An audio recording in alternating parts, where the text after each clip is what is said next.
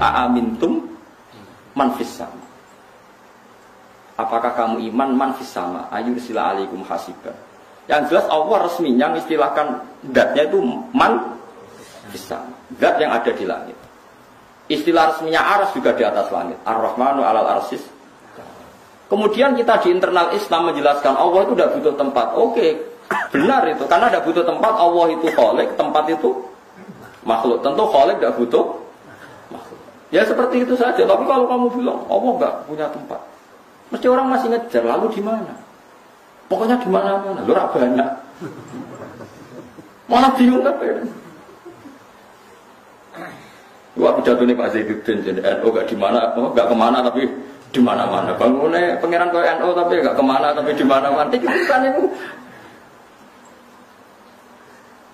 Kali ini saya mau membahas videonya Gus Baha. Ya, ini sebetulnya agak-agak canggung saya mau membahas video ini karena saya tahu Gus Baha itu sosok yang sangat dihormati begitu. Dan secara umum beliau itu adalah aswaja ya, NU tulen itu beliau itu. Kalau dibanding-banding ke NU-an Gus Baha begitu ya, terus sama ke NU-an saya, wah jauh tuh ya. Saya mah di Muhammadiyah lama. Cuman begini sebetulnya ya. Apa yang mau saya komentari ini terkait Gus Baha mengatakan kalau ditanya Allah di mana ya Allah mensifati dirinya di langit, begitulah kira-kira ya. Dan pengajian ini sebagaimana kita tahu Gus Baha itu pengajiannya tidak sengaja direkam, tetapi ada yang merekam dan ada yang mengupload begitu. Nah yang jadi masalah buat saya ini bukan perkataan Gus Bahanya sebetulnya, tetapi yang jadi masalah perkataan Gus Baha ini sering dimasukkan di dalam komentar-komentar yang mengatakan bahwa Allah tidak bertempat. Nah kemarin kan bilang, tuh Agim aja bilang Allah bersemayam di atas arsy. Kemudian tuh Gus Baha saja mengakui Allah ada di langit. Jadi ucapan beliau ini akhirnya membuat gaduh di mana-mana. Nah yang mau saya selesaikan itu kegaduhannya, bukan ya tikotnya Gus Baha begitu ya. Karena beliau itu yakin saya ya tikotnya itu Asy'ariyah Maturidiyah. Cuman dalam hal ini ada video yang saya dapati memang potongan itu selama 4 menit. Dan saya melihat ada yang versi agak panjangnya itu 15 menit. Itu memang ya seperti itu. Yang 4 menit itu memang mewakili apa yang beliau katakan. Jadi apakah Gus Baha itu mengatakan Allah itu di langit? Nah kemarin sama seperti Agim itu. Perkataannya ya iya mengatakan seperti itu. Tapi apakah itu mewakili i'tikadnya? Saya yakin 100% tidak mewakili i'tikadnya. Karena nanti kalau misalkan kita melihat, saya sudah sering membahas, ada farqun, ada perbedaan antara qaul dan maksud. Cuman ya saya sekarang mau agak kurang ajar saja begitu ya. Kenapa? Karena sosok Gus Baha ini dinilai ilmunya sangat tinggi dan memang beliau seperti itu. Kalau dibandingkan dengan saya itu tidak ada setetesnya saya itu ya dengan ilmunya beliau. Cuman mau bagaimanapun beliau itu tidak luput dari kesalahan. Dan beliau itu adalah ulama. Iya. Selama perkataannya itu selaras dengan perkataan ulama. Jadi apabila perkataannya itu tidak selaras dengan ulama, maka dalam hal itu perkataannya itu salah. Nah, saya mau ngasih dulu muqaddimah ya. Muqaddimahnya begini. Gus Baha itu di sisi saya, beliau itu adalah alim, alamah. Ya, kalau dibandingkan ilmunya dengan saya katakan tadi sangat jauh sekali. Beda sekali. Saya di bawah beliau jauh sekali. Membandingkannya pun malu.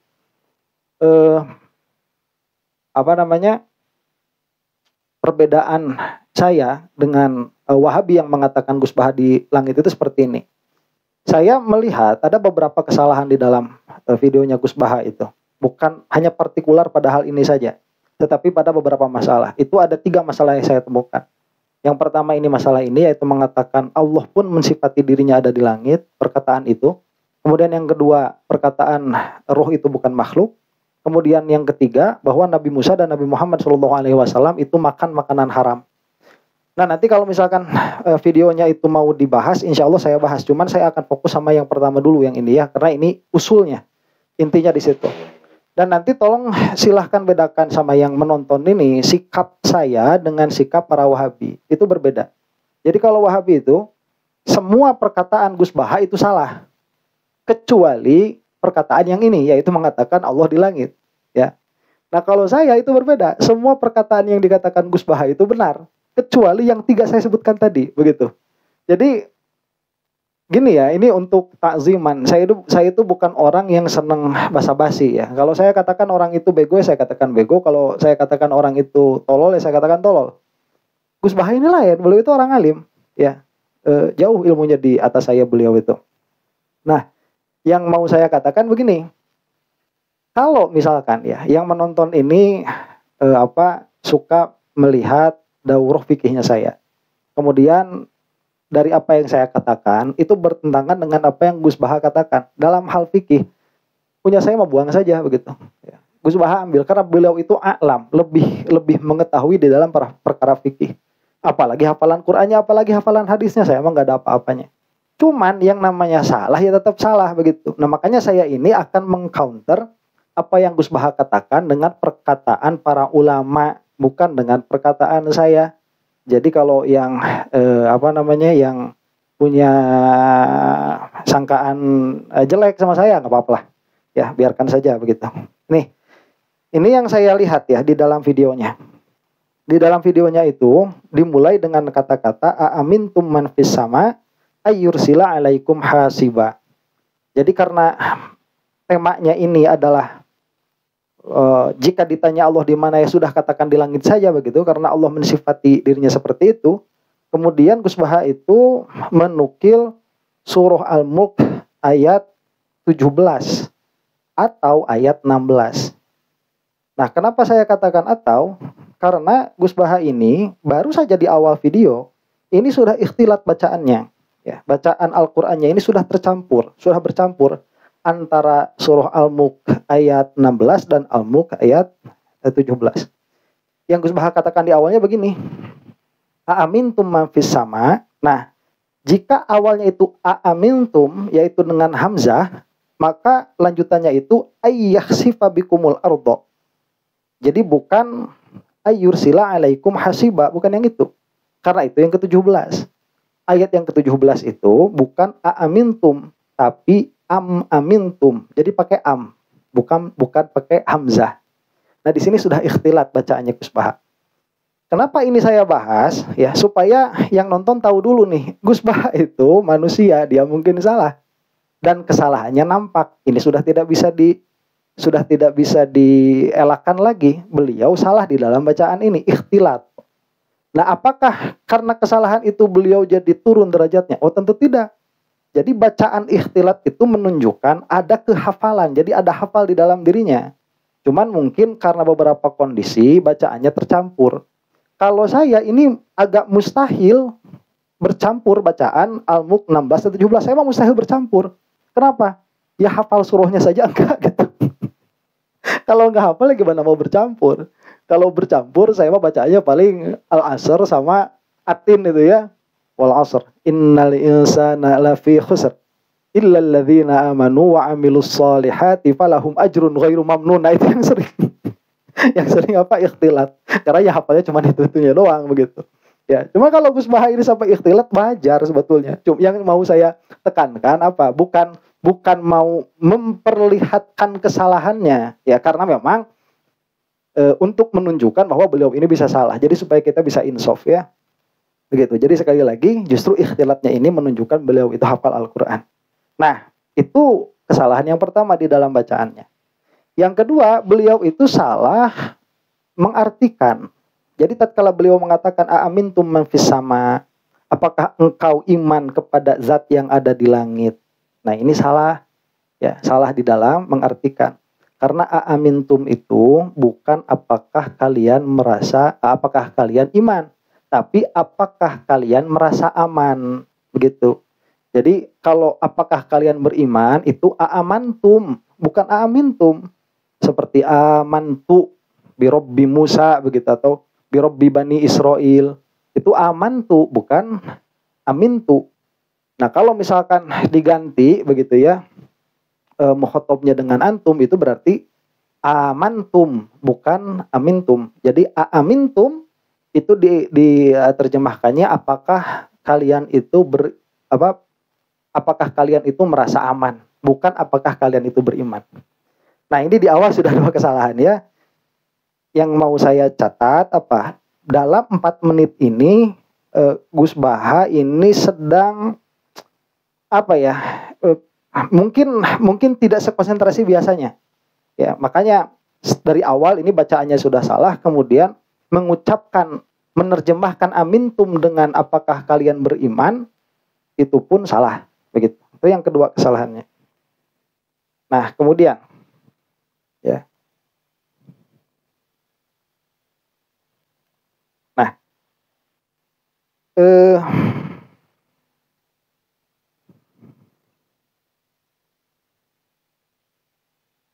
poin inti dari yang Gus Baha katakan, beliau mengatakan seperti ini. Allah mengistilahkan zatnya itu manfis sama. Kemudian kita di internal Islam mengatakan Allah itu tidak butuh tempat. Itu sudah benar, kata beliau. Karena Khaliq tidak butuh makhluk. Nah ini secara ilmu kalam begitu ya. Ada apa? Jadi bahasa Al-Quran, logikanya Gus Baha seperti ini. Tidak perlu disebutkan Allah itu tidak butuh tempat karena Allah memang Khaliq, berarti Allah tidak butuh tempat. Nah, ada yang mau saya katakan dulu. Gus Baha itu mengatakan Allah tidak butuh tempat. Berarti itu clear ya, sama. Itu intinya di situ, bahwa Allah tidak butuh tempat. Nah, cuman istidlalnya saja berbeda karena memahami tidak butuh tempatnya berbeda. Yang dimaksud tidak butuh tempat oleh Gus Baha itu karena Allah itu Khaliq sedangkan tempat itu makhluk. Nah, sedangkan di dalam ilmu kalam yang disebut butuh itu nanti iftiqor. Yang disebut tidak butuh itu ghina. Apa maksud butuh dan tidak butuh di dalam ilmu kalam atau menurut para ulama, karena para ulama dahulu itu rata-rata ilmu kalamnya selesai semua ya. Jadi sebelum masuk ke dalam ilmu yang lain pasti ilmu kalamnya itu selesai dulu. Yang disebut butuh itu adalah ihtiyaj. Kalau dalam bahasa kitanya, dalam bahasa Inggrisnya itu bukan need, tapi necessary. Nah, necessary ini adalah sesuatu yang niscaya kalau di dalam bahasa Indonesia. Jadi Allah itu mustahil bersifat dengan sesuatu yang meniscayakan adanya tempat, begitu. Itu yang dimaksud dengan butuh atau tidak butuh kepada tempat. Makanya kita itu bisa mengatakan seperti ini. Allah itu mustahil turun atau mustahil naik. Kenapa? Karena jika Allah turun atau naik, maka Allah butuh kepada tempat. Nah, perkataan mutakalimin seperti ini, atau perkataan para ulama Asy'ariyah Maturidiyah seperti ini, tidak bisa difahami bahwa Allah itu tidak butuh karena Allah adalah Khaliq. Tidak bisa. Kenapa? Karena yang dimaksud jika Allah naik atau turun, maka Allah akan butuh tempat, maksudnya itu adalah necessary, akan pasti Allah bertempat. Nah, jadi melazimkan kepada sesuatu yang mustahil. Sedangkan dari awal kita itu sudah musalamah bahwa Allah tidak butuh tempat. Nah, jadi ada kontradiksi. Tatkala ada kontradiksi, yang dibenarkan hanya boleh satu. Apakah Allah tidak bertempat atau Allah naik turun? Jika Allah naik turun, kemudian kamu mengatakan Allah tidak bertempat, maka itu adalah kontradiksi. Karena dari adanya naik dan turun, lazim darinya, necessary darinya, ada bertempat. Nah, jadi pikiranmu itu rusak begitu. Kalau kamu mengatakan Allah tidak bertempat tapi naik dan turun, maka kalau kamu konsisten sedari awal bahwa Allah itu tidak bertempat, maka secara otomatis kamu tidak bisa mengatakan Allah naik dan turun, yang mana naik turun ini akan menjadikan necessary Allah itu bertempat. Karena naik dan turun itu adalah intiqal anil mahal ilal mahal atau ilal minal hayyiz ilal hayyiz. Ya, sedangkan makan itu ya hayyiz itu sendiri. Jadi bagaimana secara logika itu bisa kena naik dan turun apabila sesuatu itu ghair mutahayyiz. Nah, itu secara ilmu kalamnya begitu. Ya, jadi logikanya sudah berbeda di dalam logikanya ilmu kalam. Nah, kemudian kata Gus Baha itu, ya, jika dikatakan Allah tidak butuh tempat itu sudah benar karena Khaliq tidak butuh makhluk. Tapi, nah di sini, tapi kalau kamu bilang Allah tidak punya tempat, nanti orang masih ngejar. Lalu Allah di mana? Nanti orang malah jawab, pokoknya di mana-mana. Lah malah jadi banyak. Nah itu kata Gus Baha. Begini, ya. Kalau kita ngaji ilmu kalam dengan benar, ya, itu tidak akan kita mendapatkan guru mengatakan Allah tidak bertempat tapi Allah di mana-mana. Nggak bakalan. Kenapa? Karena itu ya tadi sudah kontradiktif. Pada satu tempat saja mustahil, apalagi pada banyak tempat. Nah, memang banyak tempat itu nanti melazimkan kepada banyak. Lah inilah yang dimaksud dengan lazim akli. Apakah tatkala seseorang mengatakan Allah di mana-mana, dia secara sorohatan, secara sorry, secara jelas, secara langsung mengatakan bahwa Allah itu banyak? Tidak. Tapi lazim akli, kalau Allah di mana-mana ya banyak, begitu. Karena mana-mana itu satu hayz beda dengan hayz yang lain, sedangkan hayz itu ada batasnya. Sedangkan Allah mengisi seluruh hayz, berarti Allah mengisi seluruh batas. Berarti akan banyak batas bagi Allah, berarti Allah akan jadi banyak. Itu mudah difahami tanpa penjelasan seperti yang saya jelaskan tadi. Itu mudah difahami. Makanya Wahabi tidak bilang Allah di mana-mana. Gus Bah pun nggak mau dibilang Allah di mana-mana. Lah nanti malah jadi banyak kalau begitu. Dan itu adalah lazim akli yang benar. Jadi Allah di mana Allah banyaknya tidak bisa dibenarkan, maka Allah di mana-mana yang akan menjadikan necessary kepada pengakuan bahwa Allah itu banyak, ini pun tidak bisa dibenarkan. Nah, jadi jangan sampai begini. Tatkala dikatakan Allah, jangan katakan Allah tidak bertempat, karena kalau dikatakan Allah tidak bertempat, orang bakal nanya lagi, kemudian akan dijawab Allah di mana-mana. Untuk menghindari jawaban Allah di mana-mana, katakan saja Allah di langit. Itu jangan seperti itu, ya. Ini nanti bertentangan dengan perkataannya Imam Ghazali. Nanti saya bacakan, ya. Begitu, itu nggak boleh. Nah, jadi nggak ada yang mengatakan Allah jadi banyak itu sejauh pengetahuan saya. Ya, dan pengetahuan saya tentang ilmu kalam itu sudah lumayan. Tidak pernah ada yang mengatakan Allah di mana-mana. Kalau itu ustadz-ustadz kampung, kiai-kiai kampung mengatakan Allah di mana-mana, yaitu mah mereka aja yang kurang literasi begitu. Ya. Nah, jadi Gus Baha itu mengatakan istilah resminya Allah itu di atas. Nah, istilah resminya Allah itu di atas karena mengatakan summastawa 'alal arsy, atau ada budak, ada hamba sahaya yang berkata kepada ada hamba sahaya yang mau dibebaskan, yang mau diberdekakan. Kemudian untuk mengecek apakah dia muslim atau tidak, Rasulullah itu bertanya, "Aina Allah?" Kemudian dijawab hisama. Nah, kemudian kata Gus Baha, itu sudah resmi begitu, divalidasi oleh Allah dan divalidasi oleh Rasulullah bahwa Allah itu sah disebut di atas. Ini begini. Ini di depan saya ini ada kitab, ya. Al-I'lam bi Qawatil, bukan, Iljamul Awam. Ini Al-Imam Al-Ghazali. Apa yang dikatakan Gus Baha itu dia bertentangan dengan apa yang dikatakan oleh Al-Imam Ghazali. Di mana bertentangannya? Bertentangannya di sini. Nah, kata Imam Ghazali di dalam Al-Wazifatul Khamisatu, ya, wazifah kelima. Jadi saya pernah menjelaskan bahwa Iljamul Awam ini sebetulnya ini adalah kitab untuk para ustadz untuk menjadi pegangan bagaimana caranya menjelaskan ayat-ayat mutasyabihat seperti ini kepada orang-orang awam. Nah, maka pada akhirnya siapa Al-Imam Ghazali ini menjelaskan dengan banyak sekali tugas-tugas yang harus dilaksanakan oleh orang awam tatkala mereka itu tidak memiliki himmah yang tinggi untuk belajar. Di dalam Al-Wazifatul Khamisah, di dalam tugas kelima yang harus dilakukan oleh orang awam adalah al-imsaku anit tasarrufi fil alfazil waridati. Berhenti dari tasarruf, mengubah-ubah fil alfazil waridah, di dalam lafaz-lafaz yang warid, yang datang. Jadi alfazul waridah itu dia adalah lafaz-lafaz sebagaimana adanya baik di dalam Al-Qur'an atau di dalam hadis. Nah, nanti kalau di dalam Al-Qur'an itu dia kan qat'iyatus subut. Jadi dalam pengertian apa?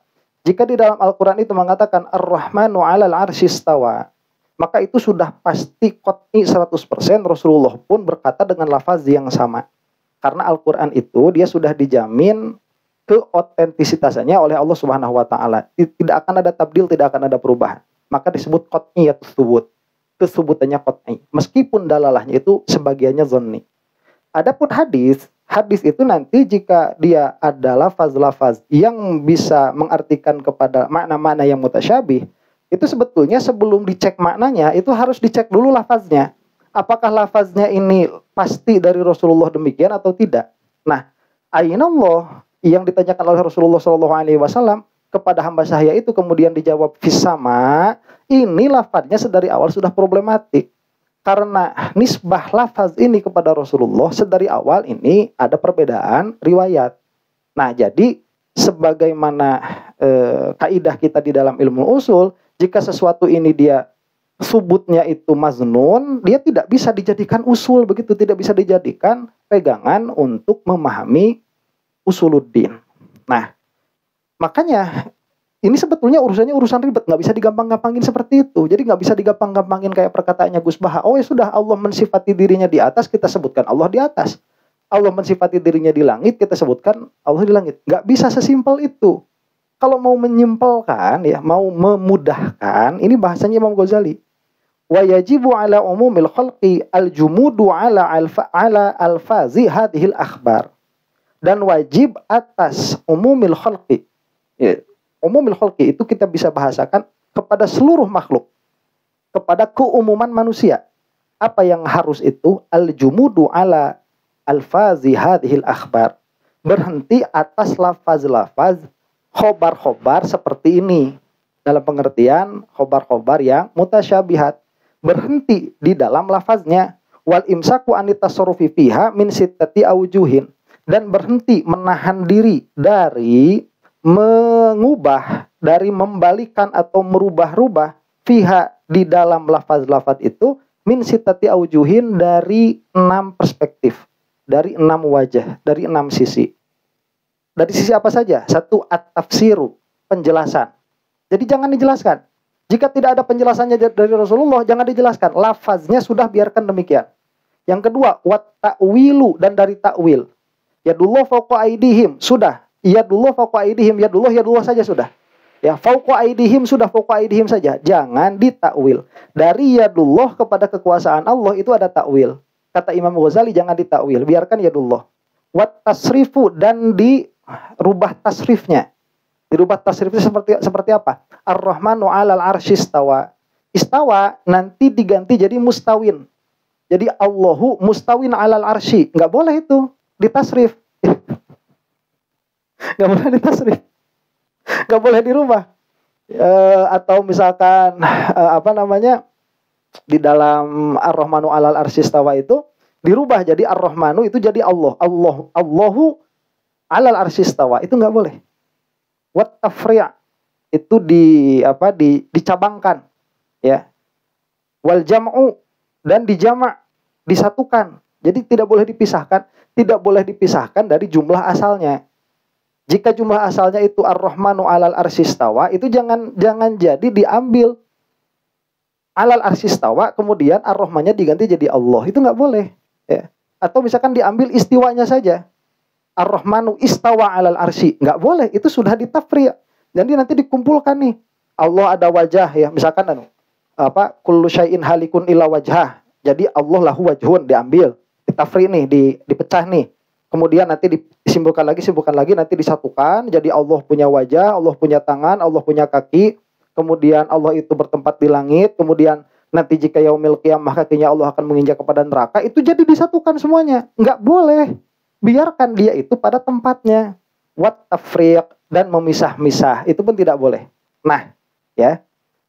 Di dalam penjelasan tentang tafsir ini yang menyentuh kepada yang menyentuh kepada pembahasan Gus Baha. Tidak boleh mentafsir. Apa yang dimaksud dengan tidak boleh mentafsir ini? Wa'ani bihi tabdilal lafzi bilughatin ukhra. Ya, apa yang tidak boleh itu? Mengganti lafaz dengan bahasa yang lain. Takumu maqamaha, yang mana lafaz yang lain itu menempati tempat lafaz yang aslinya. Fil arabiyati, di dalam bahasa Arab. Au maknaha bil farisiyati wal turkiyati, atau dengan maknanya dengan bahasa Farsi atau dengan bahasa Turki.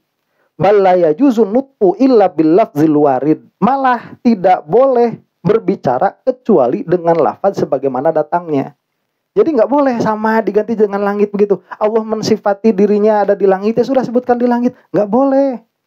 Allah mensifati dirinya di atas, kemudian mengatakan Allah di atas. Nggak boleh, itu nggak boleh dirubah. Ya, kalau misalkan ditanya di mana Allah, jangan dijawab. Ya, itu pertanyaannya bid'ah. Terus nanti ditanya pakai bahasa Arab nih. Aina Allah.